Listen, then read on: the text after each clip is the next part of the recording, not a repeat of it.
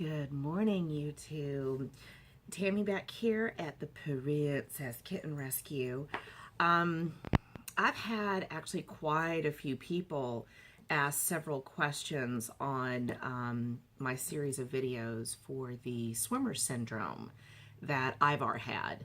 And we keep getting a lot of the same questions. You know, how should we tie up the legs? How long should we leave it? Things of that nature.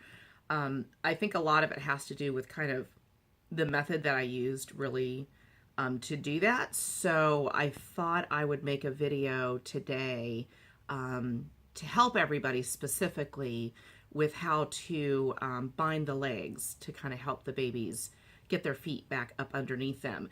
I'm actually kittenless right now. Y'all believe that? I know, like, I'm not sure I want to say that too loud. This is the first time I've been kittenless in the middle of kitten season. I've not had kittens for like a week. But anyway, I don't have any kittens, which that's kind of hard to do. So we're going to use this little stuffed animal mainly because it kind of sits splayed out like swimmer syndrome, which is that kind of turtle thing where they're flat out like that.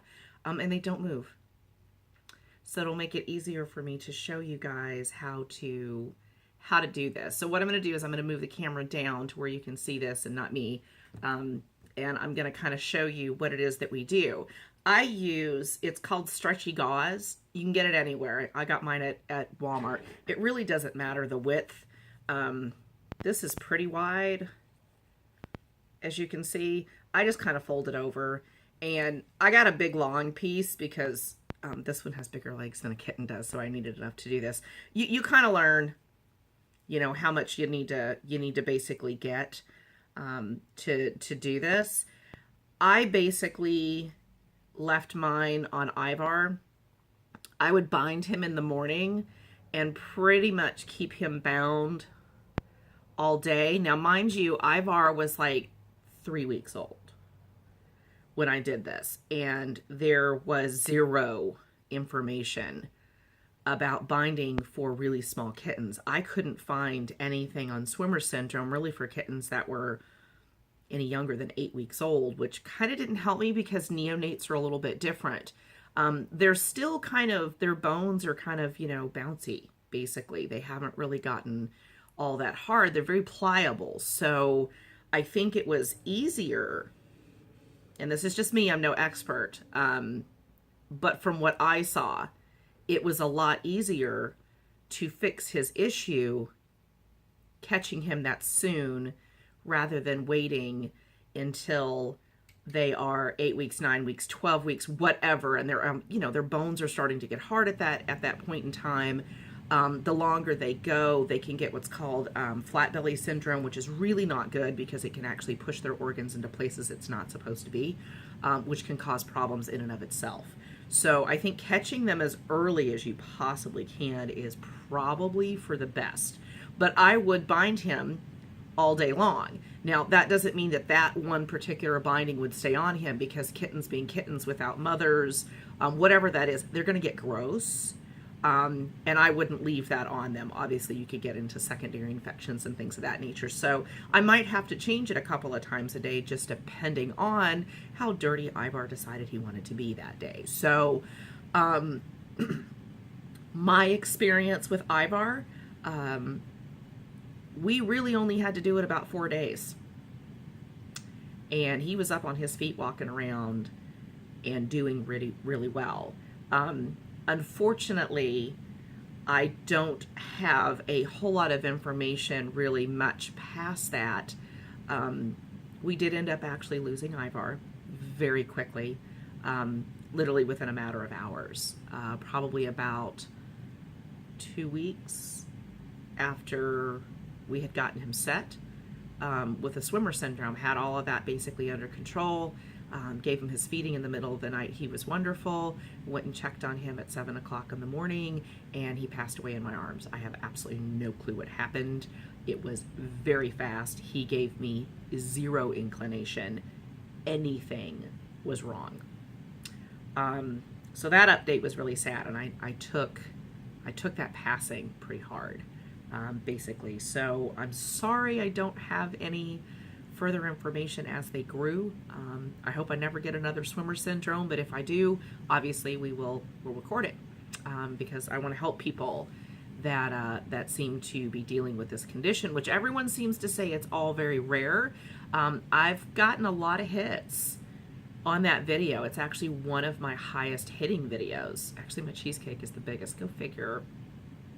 I don't get that. But anyway, it's like the second highest. There seem to be an awful lot of people out there with kittens with swimmer syndrome. So I don't know. So let's get to this. We are going to move down on the counter again so that you can see my little green child here. I apologize. I've had a frog in my throat for a week. Okay, so hopefully you guys can see this. Now I'm going to do it on the front legs just simply because these are more spread out than the back ones basically are, and the point is to show you how to get them like this, and then we tuck them underneath them basically. So pretty much what I do, and again, this is really soft and it's very stretchy. And the big thing with this is you want to make it tight enough to kind of keep it on there, but you want to be really careful that you don't cut off their little circulation. Obviously, this is a lot more difficult to do with moving children, which if you've seen my video, you know this.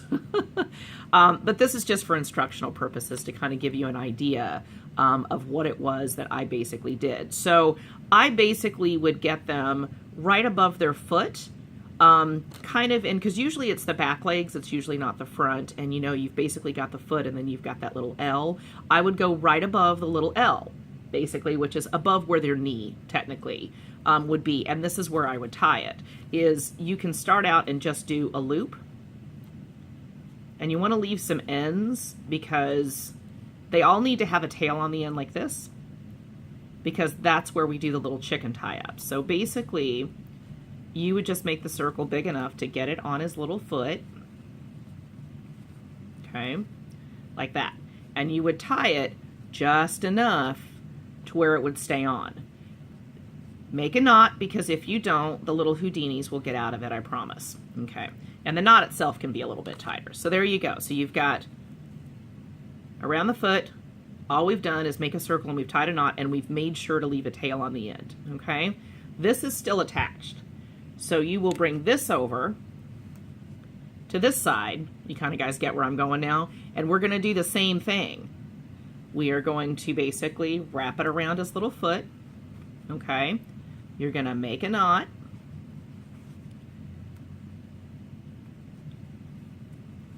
Okay? Not this one, because I've tried not to do that, and basically what happens is, again, the little Houdinis get out of it. So you still need to try to make a little knot right there. Okay.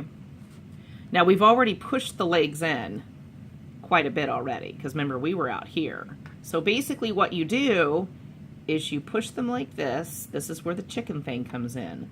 You tie behind their little feet, not above their feet.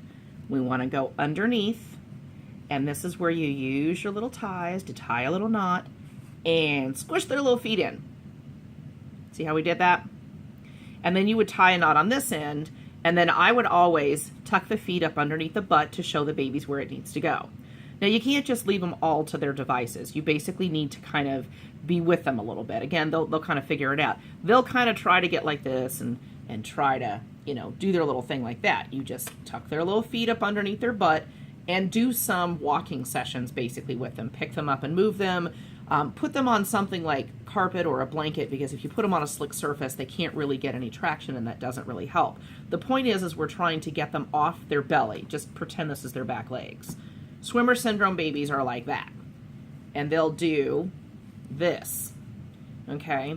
We want them to be on their back feet like that, and then walk on their front feet is basically what we're trying to do. So we'll do that again real quick to show you guys kind of how we do this. So we're going to get it all undone again. Yes, that is a nipple. I have smurglers, so I actually took this little animal because it had really long fur, and a lot of cats have played with it, so it smells like a cat for the ones that want to smurgle, which is basically nursing on things or each other. This kind of helps with that, basically. All right, so back into the babies. Swimmer syndrome, okay? This is his head. These are his back feet. Oh, the squeaker still works. They're splayed out like a little turtle. We want them splayed out like a little turtle. We want them like this. So we are tying the first leg up and making a knot with a tail. Then we are taking the other piece, while the kitten is being wonderful and not moving, and you are wrapping around the other back leg and making a loop. Hence the loop. See what that looks like?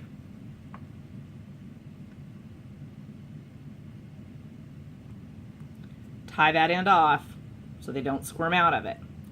Then you take your two ends and you tie them together. See how it does that? Because they're splayed out like this. We want them like this. So you tie your two ends and tie them up like a chicken. Just like that. And then put a knot on it and put the baby back on its butt. You need to do this several times a day. Generally, people with neonates are able to spend 24/7 with them. It's kind of the rule of what we need to do with neonates. Obviously, if your kids are bigger, they use surgical tape in the other videos, which is kind of a really hard, stiff tape. I felt that that was too strong and too stiff for neonates. So really, the method that I'm using is meant for kids that are basically under 8 weeks old. Again, I'm no expert, but this is what I found worked for me and worked for the little babies. I think if you can get them when they're really young like that and get them over the swimmer syndrome, one, it's a whole lot faster, and two, I think it's a whole lot easier when they're that small. Now, as far as how long of a duration do we do this? Let me move you back up. It depends on the kitten. I mean, really, that's about all I can tell you. It depends on the kitten and how well they're doing. I say you do it as long as you need to. You know, if you think you have them at the place to where they are sitting on the back feet, they're not lying on the belly, and their feet seem to be staying kind of underneath them when you take this brace off, then go for 24 hours and see what happens. If Ivar had survived, that would have been the method that we would have continued. We basically had him bound for about 3 days solid. And solid, I mean during the day, and then we would take it off during the night. I don't think that it needs to be on 24/7. So he would wear it all day, changing in between as you basically needed to, and then we would take it off at his, evening feeding, 8-ish, 9-ish, whatever it is that you basically had it at, and we would leave it off all night, and then we would put it back on in the morning. We would start the process again. Had he survived, I would have basically left it off and just kind of seen. I think we went, excuse me, he went a couple of days before he actually ended up passing. We didn't have to bind his feet again, but I would say wait 24 hours and look and see what they're doing. If their legs look like they're starting to splay back out again, then I would do another 2 days of the same treatment. Bind them, leave it on all day, take it off during the night. If they go 24 hours and they seem to be fine, go another 24 and just see what happens. If they seem to be retaining what they are, then leave it be and continue to monitor them and make sure that they're not backsliding. That's what I would do. If I have another one, that's exactly what I would basically do. If you see them backsliding, then start, bind them back up for 48 hours and just see what happens. It seems to work really fast on neonates. So that's the end of the kind of instructional video. I really hope this helps a lot of people out. For all of you that have contacted me, thank you very much. And no, you are not bothering me. That is why I made these videos. If you have a question, please feel free to leave comments below. As soon as I see them, I promise I will answer you, and it is not a bother at all. That's why I did this, because I was starving for information. And if I didn't have it, I know nobody else had it, basically. So that's kind of the point with this. You know, us rescuers got to kind of stick together and help each other out, basically where we can. For the couple of people that have asked questions about this and have now subscribed to my channel, welcome and thank you so much. For those of you that are watching that have not subscribed to my channel, good Lord, what are you waiting for? Hit that subscribe button, but don't forget, hit that little bell notification, because you won't have any idea when I've made a video if you don't do that. For all of my now 42 subscribers, thank you very much for hanging in with me. I appreciate it. If there's anything that I've missed, or anything in particular that you all would like to see on my channel, again, please leave some comments below. I will be happy to do those things if at all humanly possible. Okay, so until we meet again, you guys know the rules. Stay safe, stay clean, and have a perfect day. Bye.